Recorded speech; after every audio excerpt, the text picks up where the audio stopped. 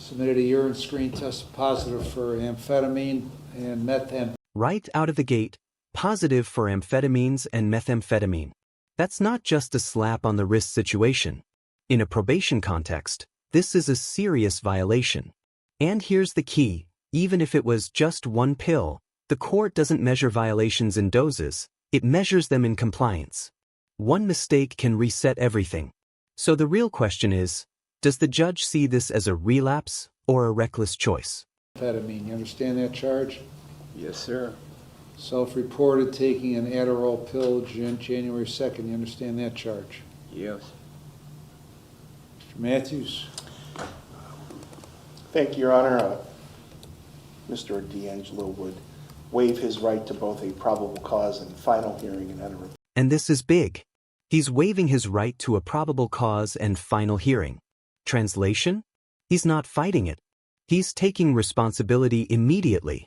Legally, that can signal remorse, and judges do consider that. But it's also risky.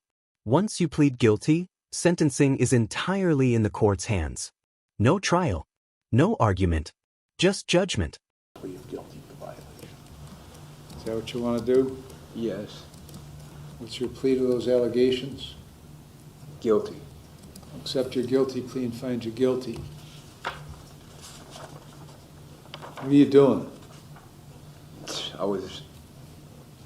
I had no idea I had no idea what this pill was, sir. I was actually working at the new jail, building the new jail. You cannot write irony like this. He's building the new jail while standing in court for violating probation. And the judge catches it immediately. That moment right there? That's courtroom reality colliding with symbolism.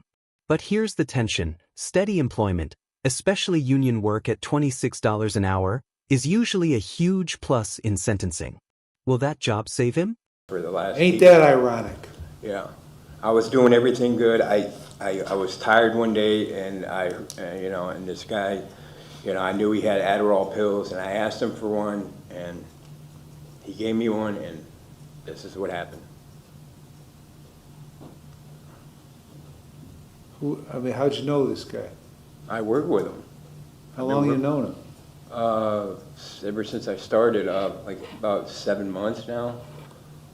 Who do you work for? I work for the bricklaying. I'm a union bricklayer. I work for a company, Fody. They work in the jail right there. Fody? Yeah. Fody, yep. Joe Fody doesn't own that, does he? I'm not sure who the owner is. How long you been working over there? Ever the day I got out of Concord Pines is the day I started. So did you do the perimeter? Yeah, I was there I've been there. Before this, I was working at the down the street at the school there, the high school that they're building in Fairport, right there.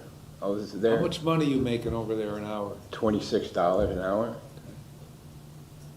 to start, and I was there for over 6 months. I was going to get my $2 raise, because every 6 months you get a $2 raise. So, and that was what else, and then so I'm due for my raise actually. They said they would have my job, you know what I mean?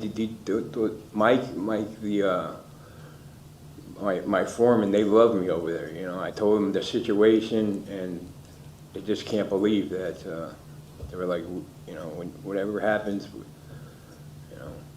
you can always come back or whatnot. I just screwed up, sir. I know you're tired of hearing about it.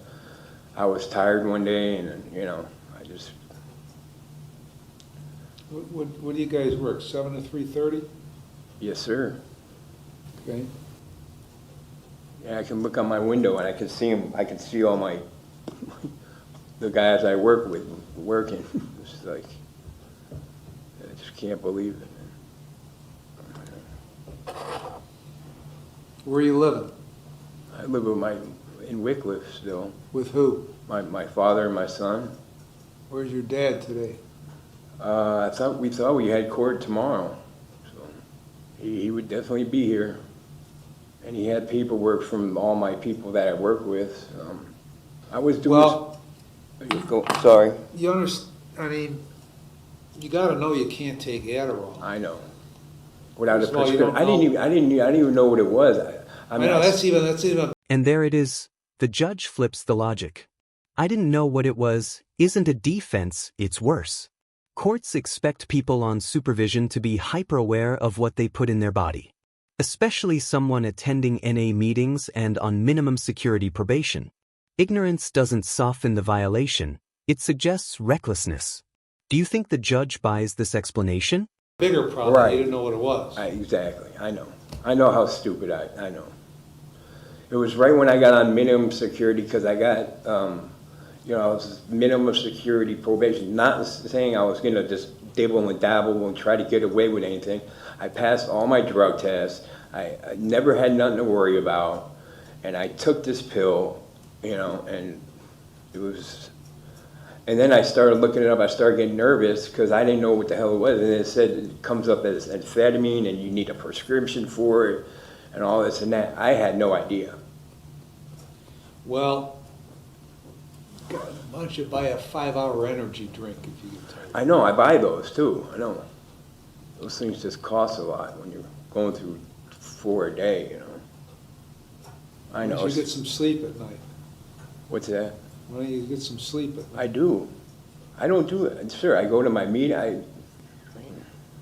I've been doing everything right since the day it's the last time I seen you here. I just made one mistake, sir, and it'll never happen again. I just want to get back to work. I was doing so good. Going to every month, all my meetings, didn't drink any alcohol, no alcohol, nothing. You know how those guys are, they every week they ask you to go out with them, have beers, this and that. The union meetings, that's all it is over there. It's beer, liquor, I can't, I tell them no, You ain't been drinking? No, not at all.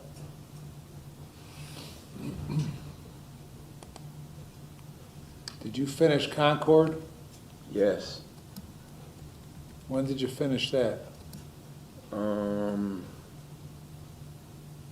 not sure what the date, it had to have been like about 7 months ago, 6, 7 months ago. Do you go to any AA or NA meetings? Oh yeah, I go to 4 a week, 3 or 4 a week. You got a sponsor? Yes, I still have a sponsor.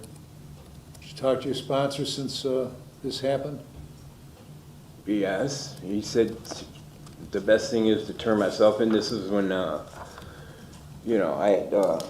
I had to get some things straight with the bank and then everything else. It was just, that's why I was going to turn myself in on Monday. They came and got me on, I think, Friday. They pulled me over, the Wycliffe police did. What'd they pull you over for? Because they thought that my prescription of the description of the car was in an accident, which it wasn't. But then they ran my name, and then it popped up, and I knew I had, I didn't want the police to. And this is where the emotional stakes hit. It wasn't a dramatic arrest. It was a routine stop that uncovered a warrant. But notice what he emphasizes: his 17-year-old son. Graduation coming up. Stability. Judges often weigh family impact heavily.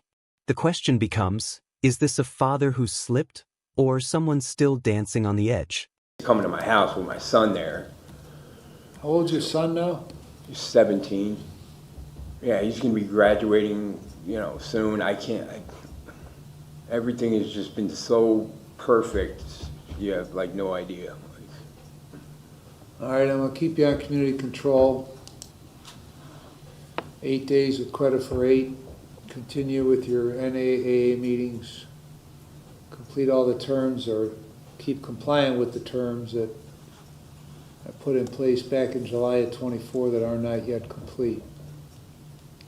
Most importantly, quit screwing around. Do what you're supposed to do. I will. Don't screw up that good job you got over there. I know. And don't put any dead rats in the brick where the probation. I already got the blueprints of it, I was telling everybody. Anything else, Miss Warren? No, Your Honor, thank you. All right, that's it.